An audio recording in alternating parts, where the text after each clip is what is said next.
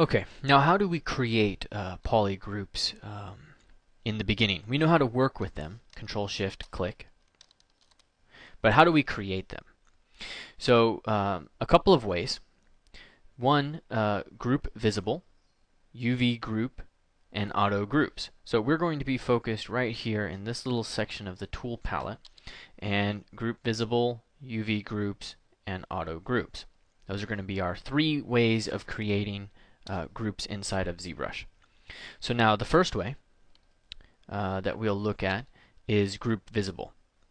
To group visible, all you do is you just press group visible, and everything that is visible becomes one group. Now, how do you hide certain parts so that you can create a separate group for that? Well, press and hold Control Shift, click and drag out a rectangle, and there you go. Group visible, Control Shift, click outside, and you're in good shape. Now you can isolate each part individually. Now, let's take a look at doing that for the arm. Let's say we've got our group selected here, or the area, but we want to get rid of this side of the hip and the rib cage. To do that, it's pretty much the same. Control Shift, drag out a rectangle, but then you release Shift. Keep Control pressed, but release Shift. And then that'll hide a specific area. Group visible. Now that's not a really clean break, so let's start that over and see if we can't use the lasso. So the lasso tool is pretty cool. Right here, all we have to do, press that button, press Control Shift, and then we drag out a lasso. It's also useful to do this at a lower subdivision level. See, I missed a couple right there, so I'm going to invert this selection by pressing Control Shift, clicking and dragging, and then invert that again. So again, the process for what I just did was, with my lasso selected, I press Control Shift, drag out a marquee around the head, and then realize I missed some part in the back. So I'm going to press Control Shift, click and drag. Control Shift, release Shift, and then Control Shift, click and drag. To invert, press Group Visible, and then as I go up in my subdivision levels, you can see it's a little bit of a cleaner break. Much easier for me to, much neater. Now, similar thing with the arm. Let's go down a couple subdivision levels, drag out our selection, invert it to see if we missed anything, and in this case we did a pretty good job. Group visible, voila. Everything looks really neatly selected. Now a couple of things to note. Sometimes you'll want to turn on point select. So in the transform palette, point select. Point select will make your selection more accurate so that anytime you select a vertice of a face, it basically disappears. So now I'm just going through cleaning up my selection. Seeing how am I doing. Looks like I got one little stray right there, but he's very hard to see. Is he a stray? No. Let's group visible. Press F to frame, and we're doing just fine. Now as we go up, we'll have clean breaks, clean selections. We can just say, I want to look at just this arm, or I want to look at just the body. Now, in order to select more than one group at a time, you can click the vertice that connects them. So now the arm and the body are both visible, or the body and the head are both visible. But what if you wanted to isolate both arms? If I click on one, I just get one. So the solution is click on one, invert your selection, click on the other, it will now be hidden, and then invert your selection and group visible. So again, let's do that for the legs. Let's see how that process works. Now in the legs here, things are going to get a little bit trickier, so we'll look at a more advanced solution for dealing with that a little bit later on. But let's see what kind of trouble we can get into. Lasso is on. In fact, why don't we just select the whole thing. I'm going to deselect, oops. It also helps to go to the tool palette,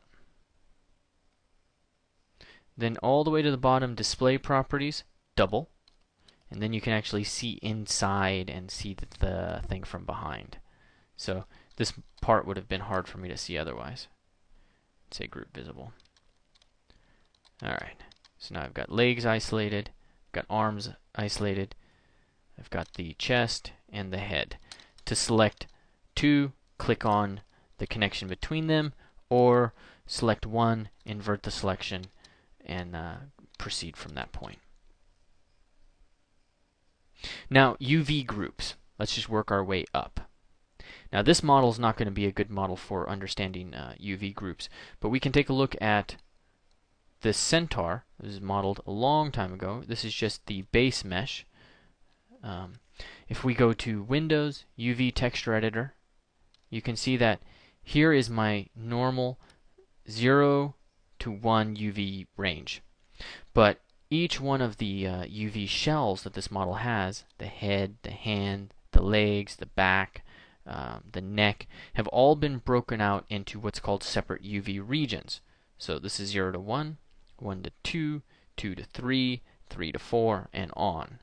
0 to 1, 1 to 2. Anytime that you do that, you will be able to take that model, export it with those UVs,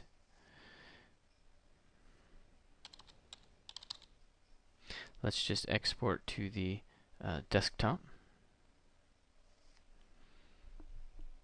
then go back into Maya, ZBrush, sorry, and in ZBrush, in order to import a model, we cannot just click import. Instead, we have to select the Polymesh tool,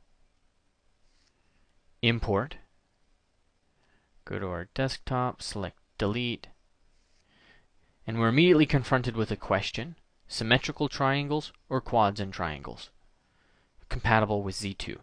If we want to use posable symmetry, which we'll learn about later, we have to choose symmetrical triangles. However, symmetrical triangles can hurt your UVs in some areas, and you'll have to redo them. Not entirely, but you'll have to move, 3 or 4 points.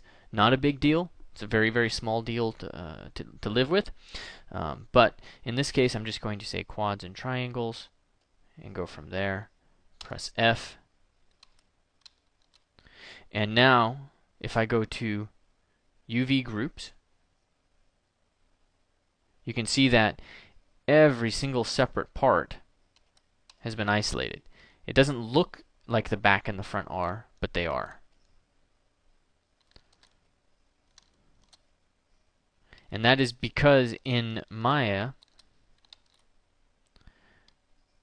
they've been isolated. There's the back, there's the front. Here's the torso for the horse, the leg for the horse. So you can see each one of the legs, the hind legs are isolated, the front legs are isolated, the arms are isolated, the hands are isolated. So we can isolate the hands. Isolate the head, isolate the neck. All of these parts are immediately separated simply by having UV groups, UV regions on the model. This is also useful later on when you're dealing with multi-displacement 3, which we will look at briefly later. Now the next thing, auto groups. If we press auto group right now, you can see that the model just becomes 1. It's the same as group visible, basically. The variable is that auto groups will work. Let's say group visible. Auto groups will separate all separate objects. So press it. Now, the hair is not connected to the head in any way. They are one subtool, but they're not sharing any vertices. All of their vertices are completely closed and independent of each other. So you can see that's its own object, and this is its own object. If they were connected, then AutoGroups would not be doing this. But since they are separate objects, we can simply press AutoGroups, and we will be good to go from there.